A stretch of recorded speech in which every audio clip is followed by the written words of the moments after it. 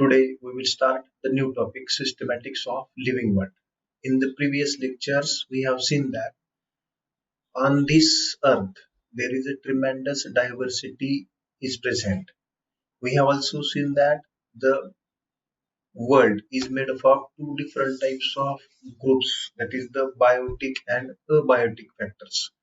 Biotic organisms which are having tremendous diversity. They are present all over this earth.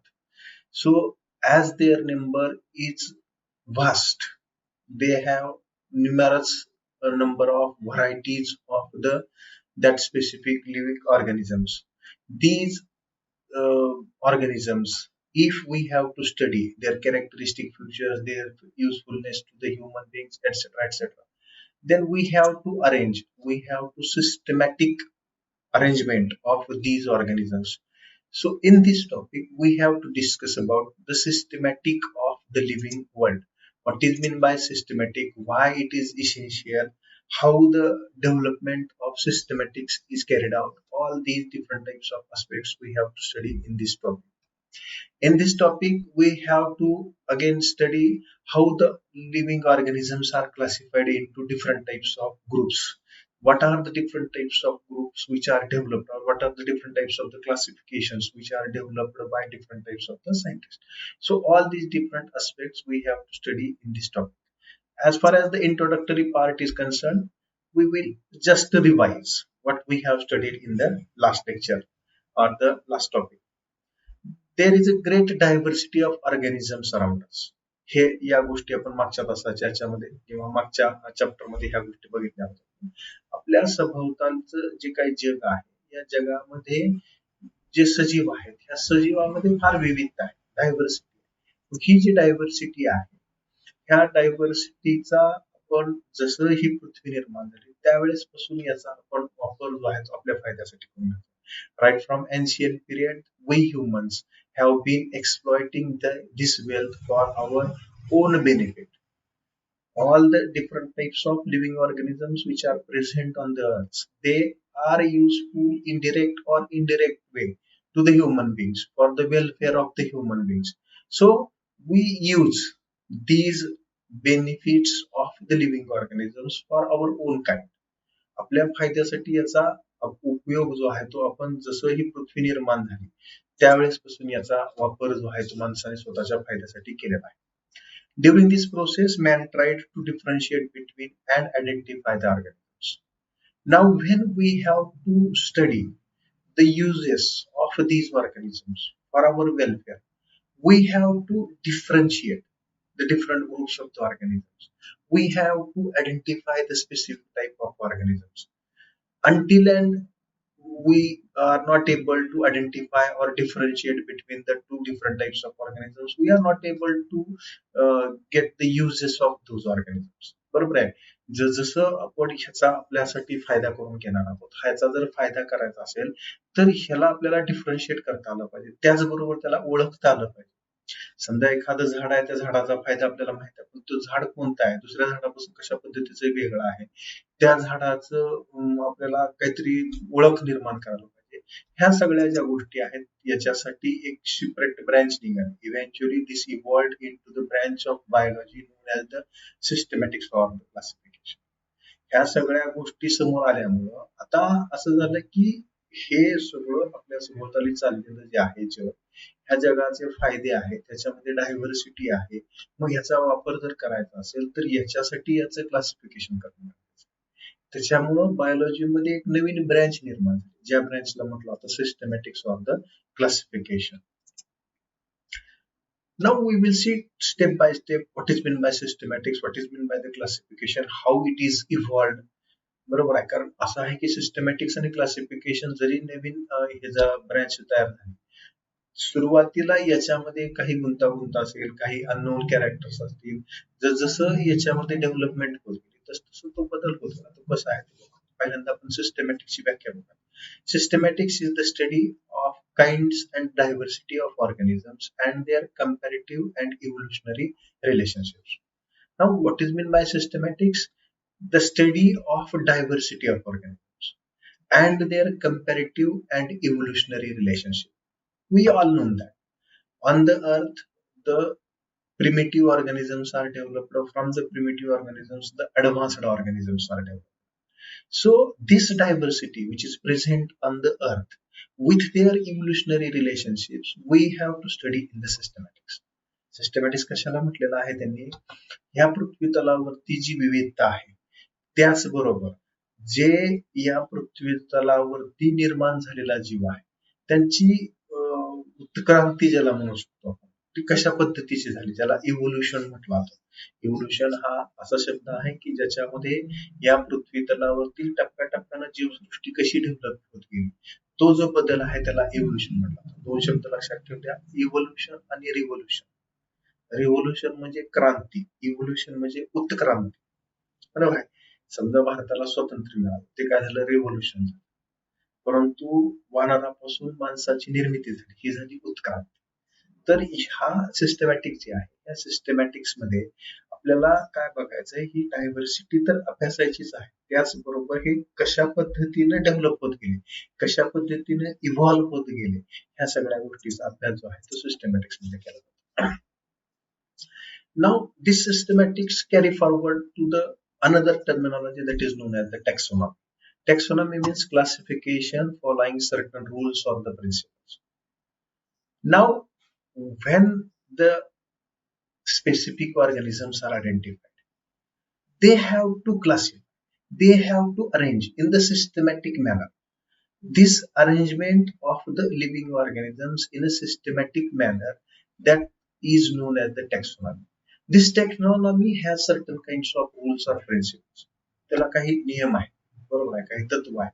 त्या प्रिन्सिपलच्या आधारावरती classification करायचं, कुठल्याही गोष्टी इकडे तिकडे मांडून चालू नाही का, त्याची सिस्टमॅटिक अरेंजमेंट करायची. त्याच्यासाठी काही रूल्स अँड रेग्युलेशन्स तयार केले, त्याच्यासाठी काही प्रिन्सिपल्स तयार केले आणि त्याच्या आधारावरती जे आहे ते टॅक्सॉनॉमी डेव्हलप झाली. Word taxonomy comes from a Greek word taxis meaning arrangement and nomos meaning law or rule. जे आता आपण म्हटलं टॅक्सॉनॉमी, एक लक्षात घ्या, जे बायोलॉजी असू द्या किंवा कुठलाही सायन्स, जे सायंटिफिक टर्म्स आहेत त्या सायंटिफिक टर्म्स ह्या लॅटिन किंवा ग्रीक भाषेमध्ये, की जगाने जी ऍक्सेप्ट केलेली भाषा आहे, बायोलॉजी असू द्या, टेक्सॉनॉमी असू द्या, हे असे जे शब्द आहेत, biology, bios means living, logia means to study.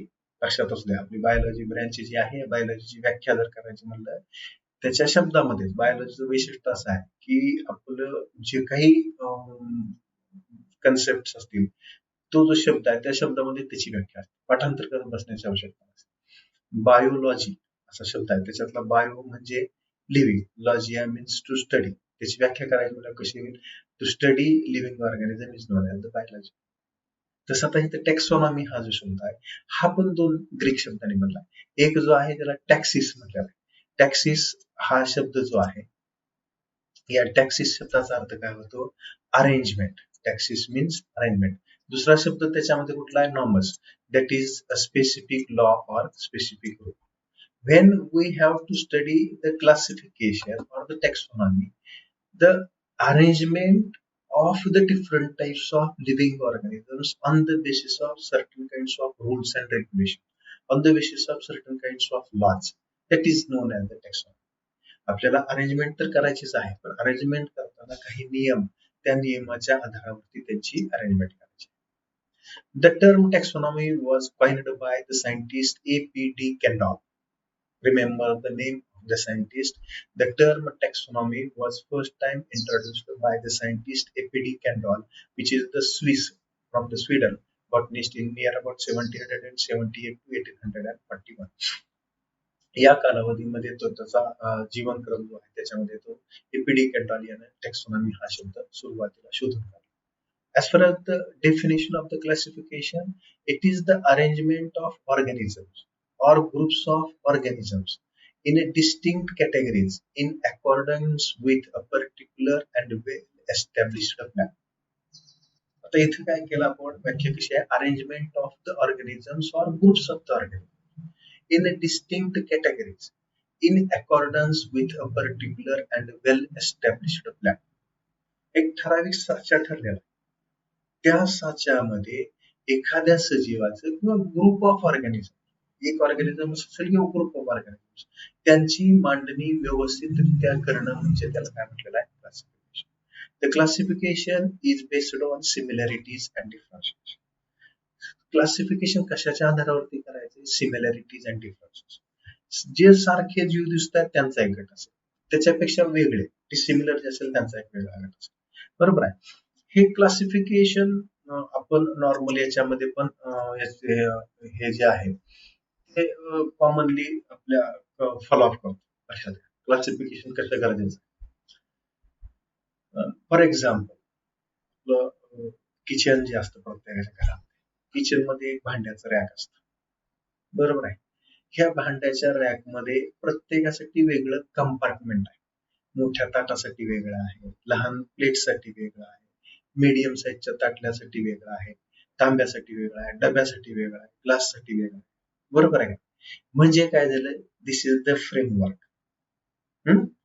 On the basis of similarities we arrange the different instruments of the kitchen. आता आपण काय म्हणतो, क्लासिफिकेशन कशावर करते, सिमिलॅरिटीज अँड डिफरन्सेस. मग काय होईल की ताटाच्या ठिकाणी आपण ताट ठेवू, ग्लासाच्या ठिकाणी ग्लास ठेवू, तांब्याच्या ठिकाणी तांबा ठेवू, प्लेटच्या ठिकाणी प्लेट ठेवू, डब्याच्या ठिकाणी डबे ठेवणार आहोत आपण.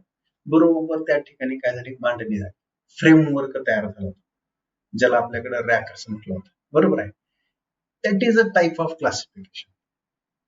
त्याचा फायदा काय होतो पहा, ज्या वेळेस जी गोष्ट आपल्याला गरजेची असते त्या ठिकाणावर ती गोष्ट आपण सहजासहजी घेऊ शकतो. त्याच्या ऐवजी जर समजा ते एका पोत्यात भरून ठेवलं, पोतं म्हणजे आपलं एक जग आहे, होल वर्ल्ड, त्या पोत्यामध्ये सगळे भांडी ठेवली. आता तुम्हाला सांगितलं त्यातला एक चमचा बाजूला काढा, तुम्हाला काय सांगितलं त्यातला एक चमचा बाजूला काढा. आता तुम्हाला काय करायला लागेल, ती सगळं पोतं खाली वाटायला लागेल, कारण तो चमचा सगळ्यात खाली गेला असेल. किती कॉम्प्लिकेटेड गोष्ट आहे. त्याच्याऐवजी जर समजा ती मांडणी जर त्या फ्रेमवर्क मध्ये असेल, चमच्या बरोबर समोर असेल, तुम्ही पिकअप करा 1 सेकंदामध्ये. हा, that is the importance of classification. तसं आपल्या जगाचं आहे, लक्षात घ्या. Diversity, tremendous diversity is present. Now when we have to study a specific organisms, if the classification is not present, it is very difficult to identify that specific organisms. बरोबर आहे. आता जर समजा ह्या जगामध्ये आता एक आपल्याला सगळं माहिती झालं, क्लासिफिकेशन झालं, सगळ्या गोष्टी झाल्या, त्याच्यातनं आंब्याचा आपल्याला अभ्यास करायचा समजा, त्या आंब्याचा अभ्यास करायचं म्हटलं तर आपल्याला काय करायला लागलं असतं, अगोदर सगळ्या जगात फिरायला लागलं असतं की आंबा कुठला आहे. आता ते होतंय का, आंबा मुलं बरोबर तुम्ही त्या झाडात जाणार, त्या झाडाची सगळी माहिती तुम्हाला इथे लगेच समोर दिसते, त्या माहितीप्रमाणे तुम्ही टॅली करणार. हे कशामुळे शक्य झालं, due to classification. So for that purpose, the classification is essential. Without classification, we are not able to distinguish between different types of organisms. And this classification is again on the basis of a particular and well-established plan. हे classification आपण करतोय, हे सुद्धा कसं आहे, एक विशिष्ट प्रकारचं फ्रेमवर्क ठरलेलं आहे, एक विशिष्ट प्रकारचा प्लॅन ठरलेला आहे, आणि त्या प्लॅनच्या आधारावरतीच ते क्लासिफिकेशन शक्य आहे. आणि त्याच्यामुळं काय झालेलं आहे, ह्या क्लासिफिकेशन आणि तिथं आपण काय म्हणलं, on the basis of similarities and differences, सारखेपणा आणि वेगळेपणावरती येतो. आणि ह्या सगळ्या गोष्टी झाल्यामुळं क्लासिफिकेशन, टेक्सोनॉमी किंवा सिस्टमॅटिक्स या गोष्टी सगळ्या झाल्यामुळं आता आपल्याला सगळ्या गोष्टी सोयीस्कर आहेत. जर ही गोष्ट जर नसते तर आपल्याला एखाद्या सजीवाचा अभ्यास करणं काय झालं असतं, अवघड गेलं असतं. प्रत्येक वेळेस त्याला पोतं खाली वाटायला लागला तर त्याच्यातनं एक बाजूला काढायला लागला. आता सगळं बाजूला काढून ठेवलंय, फ्रेमवर्क तयार केलंय, आपल्याला फक्त ते पिकअप करायचं. So therefore, the classification systematics of the taxonomy, that specific branch of the biology which was developed by number of the scientists, and due to that, it is convenient to us to study the specific group of organisms in a limited period of time. आपल्याला जास्त वेळच लागणार. आता तर तंत्रज्ञान फार विकसित झालंय. एखाद्या याचा अभ्यास करायचा म्हटलं आपण, एखाद्याचं समजा मँगोच्या झाडाचा अभ्यास करायचा आपल्याला, आपण गुगलवरती गेला, मँगो टाईप केलं तर काय होतं, तुम्हाला सगळं दिसतंय.